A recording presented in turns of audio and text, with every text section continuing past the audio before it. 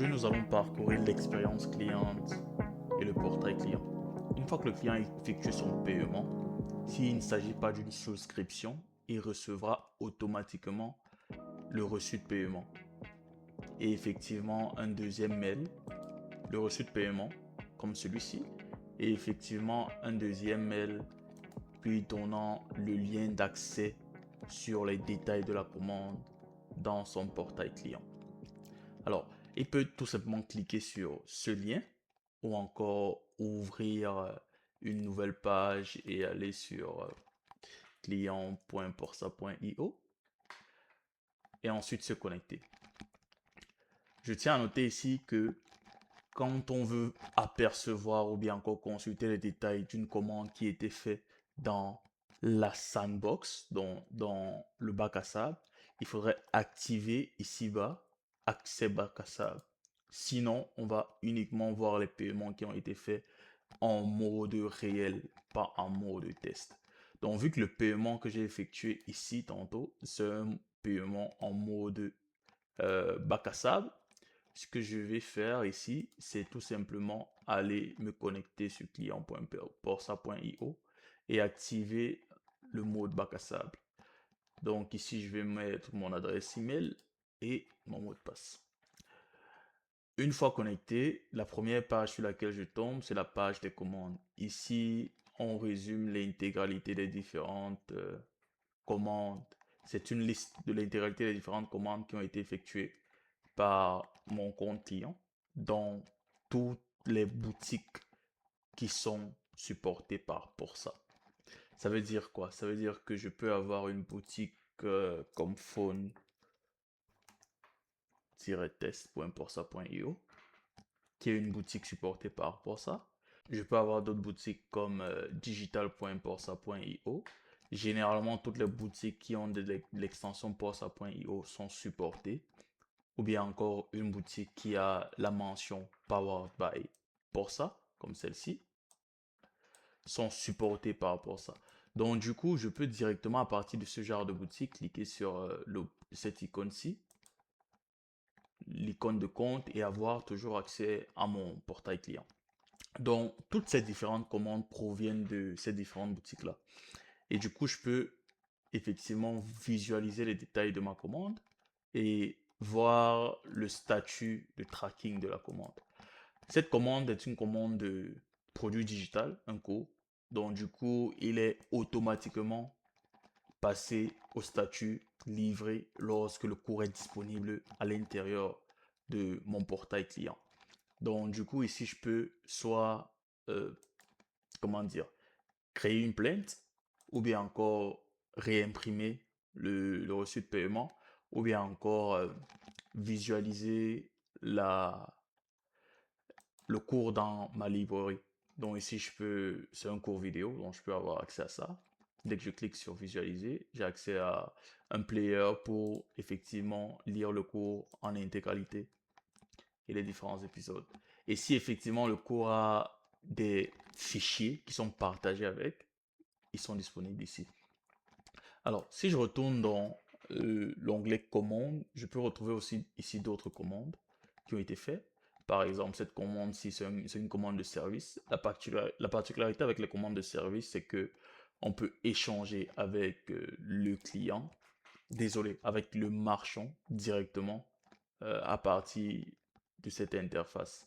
Il est essentiel ici de ne pas forcément échanger tous les messages qui nous viennent à l'esprit, un peu comme une application de chat, je dirais, mais d'échanger uniquement les points importants et les points essentiels qui nous aideront à gérer les futurs conflits qu'il pourrait avoir sur un service. Par exemple, le marchand, il y a eu une modification du service ou bien encore une modification des clauses du service qui est peut-être légère, mais qui doit être mentionnée. Vous pouvez le mentionner ici. Le marchand recevra une notification de son côté et il pourra aussi répondre à cette mention-là. Donc, c'est une sorte de discussion sur les points essentiels liés au service. Donc, du coup, euh, effectivement, en plus des produits digitaux, des produits, des services, on peut aussi consulter des produits physiques. comme celui-ci. Donc, on pourra essayer de traquer l'évolution de la livraison du produit en lui-même, qui soit initialisé, confirmé, et euh, que la livraison soit en cours, que la livraison ait eu un délai ou un retard. On pourra tout simplement consulter ce suivi à travers le tracking et recevoir également, si c'est que on a activé l'option, recevoir des notifications par mail. Donc, comme tout produit, que ce soit un service, un produit digital ou un produit physique. Donc pour ça, on a la possibilité de déposer une plainte pour effectivement euh, étudier la problématique qu'il existe sur cette commande avec le client et le marchand et potentiellement obtenir un remboursement sur mon produit ou bien encore mon service. Alors, ensuite on a l'onglet item, désolé. Ensuite on a l'onglet produit acheté.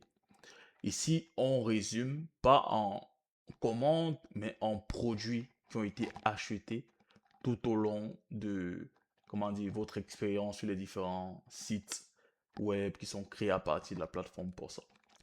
Donc, sur, pour chaque commande, on a les différents items. Par exemple, ici, on a le cours. Je peux aller consulter la commande directement, ou bien encore, je peux ouvrir euh, la commande, je peux ouvrir le produit dans la librairie directement également. Donc, pareil avec que ce soit un produit digital comme celui-ci, je peux ouvrir dans la librairie ou bien encore consulter la commande qui est liée à ce produit-ci. Que ce soit un autre produit physique comme celui-ci, je peux effectivement consulter la commande ou bien encore juste visualiser les différentes commandes que j'ai effectuées pour ce produit. Donc, quand je clique par exemple sur librairie ici, je me retrouve dans une page où on a le résumé de tous les différents produits digitaux qui ont été achetés par, comment dire, ce compte client. Donc ici, je retrouve le cours, le produit digital, un zip qui est un fichier compressé avec plusieurs fichiers à l'intérieur.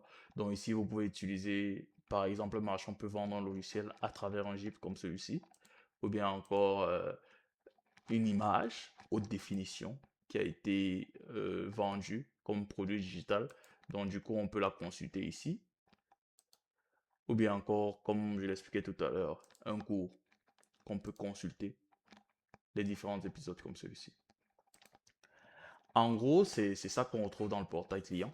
Et pour terminer, si un client souhaiterait configurer par exemple son, son profil, c'est-à-dire configurer son adresse de livraison par défaut et son adresse de facturation par défaut, sa langue, son email, son nom, son numéro de téléphone. Tout ce qu'il a à faire, c'est ouvrir la configuration la configuration du profil en cliquant sur ce bouton-ci où son nom s'inscrit et il pourra modifier ainsi la langue de l'application. Par exemple, on peut passer ici du français à l'anglais tout simplement, comme ceci. Et alors, je pense que on a plus ou moins fait le tour et n'hésitez pas à consulter les autres vidéos pour voir comment est-ce que un marchand peut vendre des cours ou encore peut vendre des produits digitaux et des applications à travers la plateforme pour ça. Merci.